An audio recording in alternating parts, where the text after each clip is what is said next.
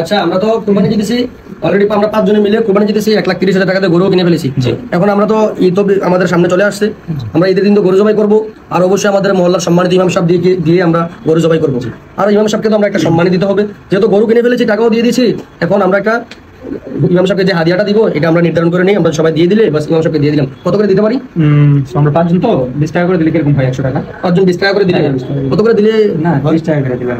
30 টাকা করে দিলে তো 150 টাকা, আর 20 টাকা করে দিলে 100 টাকা। আসলে ভাই কথা হচ্ছে বছরে একটা কুরবানির ঈদ আসে, আর ইমাম সাহেব তো সবসময় গরু জবাই করে না, যেহেতু কুরবানির ঈদ আসলে গরু জবাই করে, আমরা ইমাম সাহেবকে এই হাদিয়াটা বেশি অনেক কম হয়ে যায়, আমরা আরো বাড়িয়ে দিব। আমরা যদি 5 জন মিলে 200 টাকা করে দেই তাহলে 1000 টাকা হয়ে যায়, যদি 5 জন মিলে 100 টাকা করে দেই তাহলে 500 টাকা হয়ে যায়। আমরা আরো বাড়িয়ে দিব, আমরা 1000 টাকা করে দিব, যাতে করে ইমাম সাহেব হাদিয়াটা দিলে যেন খুশি হয়ে যায়। তাহলে আমরা যদি 100 টাকা করে দেই 500 টাকা হয়, 200 টাকা করে দিলে 1000 টাকা হয়। আমরা আমাদের মনে কোনো দ্বিমত আছে? জি না। তাহলে আমরা 200 টাকা করে দিয়ে দিব, 1000 টাকা দিয়ে দিব, ঠিক আছে? ইনশাআল্লাহ ইনশাআল্লাহ।